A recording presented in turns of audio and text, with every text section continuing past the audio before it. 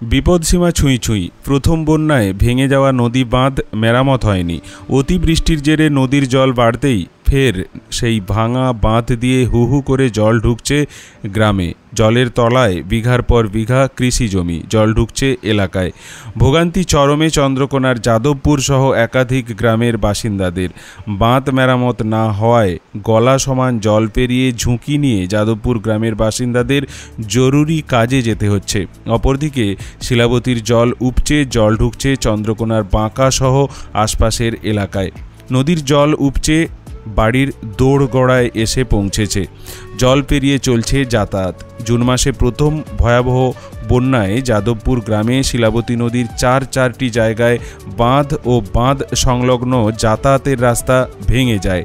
প্রাকৃতিক বিপর্যয়ে নদীর জলস্তর বাড়লেই সেই ভাঙা বাঁধ দিয়ে জল ঢুকছে গ্রামে। সম্প্রতি যাদবপুর গ্রামে দুটি বাঁধ মেরামতের কাজ সম্পন্ন হলেও দুটি বড়সড় বাঁধে ভাঙন এখনও রয়ে গিয়েছে। গত কয়েকদিন ধরে ভারী বৃষ্টির জেরে চন্দ্রকোনায় শিলাবতী নদীর জলস্তর বিপদ সীমা ছুঁই ছুঁই। নদীর জল বাড়তেই ফের ভোগান্তি শুরু যাদবপুর সহ আশপাশের 7 থেকে 8টি গ্রামের বাসিন্দাদের। জলের তলায় যাতায়াতের একাধিক রাস্তা, ফলে যাদবপুর গ্রামের সাথে আশপাশের গ্রামের যোগাযোগ কার্যত বিচ্ছিন্ন এই মুহূর্তে। মাঠের মাঝ দিয়ে গলা সমান জল পেরিয়ে নিত্য প্রয়োজনে চলছে ঝুঁকির যাতায়াত। প্রতিবারই নদীর জল বাড়লে এই ভোগান্তিতে পড়তে হয় যাদবপুর সহ হালদারবেড়, আটঘোড়া, শ্রীরামপুর, পালংপুর সহ একাধিক গ্রামের মানুষদের। দ্রুত ভাঙা বাঁধ মেরামতের দাবি উঠেছে এলাকাবাসীর তরফে। এ বিষয়ে চন্দ্রকোনা 1 নম্বর ব্লকের বিডিও কৃষ্ণেন্দু বিশ্বাস জানিয়েছেন, ভাঙা বাঁধ অনেক জায়গায় মেরামত করা হয়েছে, কিন্তু কিছু কিছু জায়গায় এখনও কয়েকটি ভাঙা বাঁধ রয়ে গেছে। সেগুলি মেরামতের চেষ্টা হয়েছিল, কিন্তু মাঝে মধ্যে নদীর জল বেড়ে যাওয়ায় তা হয়নি। জল কমলে সেগুলিও মেরামত হয়ে যাবে। আর কৃষকদের ক্ষয়ক্ষতি ও ক্ষতিপূরণ পাওয়া নিয়ে বিডিও জানালেন, যাদের চাষের ক্ষয়ক্ষতি হয়েছিল তারা আমাদের পাড়া আমাদের সমাধান শিবিরে ফর্ম ফিল আপ করেছে। আমরা প্রতিটি গ্রাম পঞ্চায়েতে বলে দিয়েছি যাদের চাষের ক্ষয়ক্ষতি হবে তারা যেন বিমার জন্য ফর্ম ফিল আপ করে।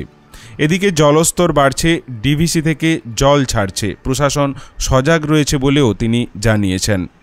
এই যে আপনি এতটা কম গলা সমান জলে নেমে আসলেন, এত ঝুঁকি নিয়ে, এটা কেন? এটা কেন বলতে, আমাদের এখানে নদীর পার্শ্ববর্তী যে বাঁধ প্রথম বন্যাতে ভেঙে গিয়েছিল, ঠিক আছে, এই ভাঙার ফলে আমাদের জনজীবন বিপর্যস্ত।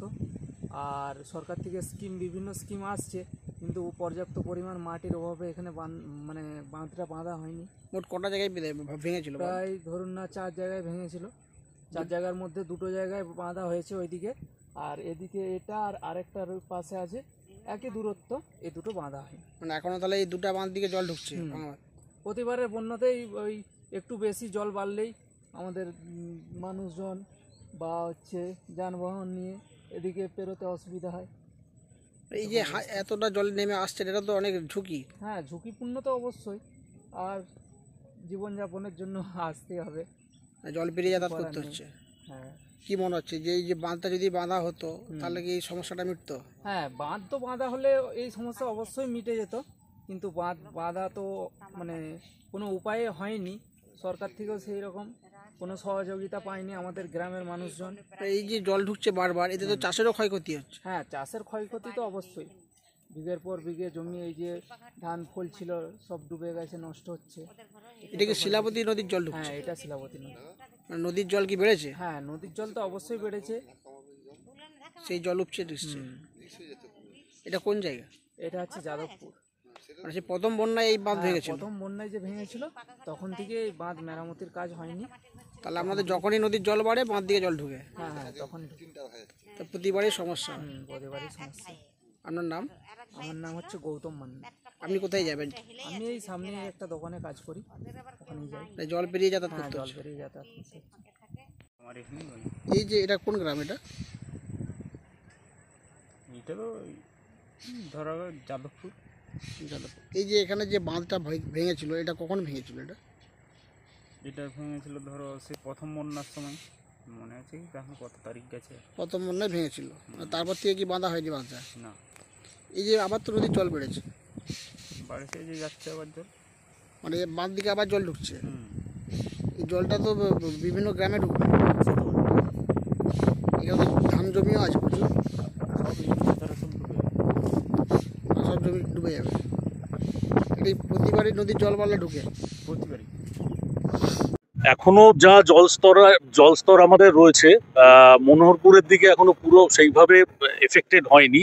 যেটা আগের 5টা বা 6টা বন্যাতে আমাদের এফেক্টেড হয়েছিল, সেই বাঁধগুলোই এখনো কিছু কিছু জায়গায় ভাঙা রয়েছে। সেগুলো মেরামতি করার চেষ্টা আমরা করেছিলাম, কিন্তু যেহেতু বন্যা একের পর এক মানে আর থামছে না, সেই জন্য আমরা করতে পারিনি। বন্যা পরবর্তী পরিস্থিতিতে আমরা সেগুলোকে মেরামত করে নেব।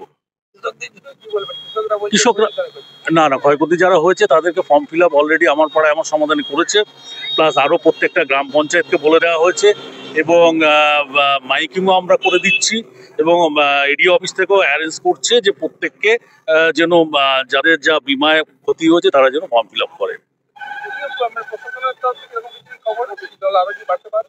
বাড়তে পারে মানে এখন তো দেখতে পাচ্ছি যে বাড়ছে, কিছু জল ছেড়েছে ওখান থেকে ডিবিসি থেকে, তা দেখছি জলের স্তর বাড়ছে, কিন্তু সেই যেরকম আগের বন্যাগুলোতে পরিস্থিতি সেরকম অবস্থা এখনো হয়নি। প্রশাসন সজাগ আছে, কোনো অসুবিধা হলে আমাদের কন্ট্রোল রুম নাম্বার দেওয়া আছে, এবং সেই হিসাবে আমাদের অ্যারেঞ্জ করলে আমরা সেটা ব্যবস্থা করব।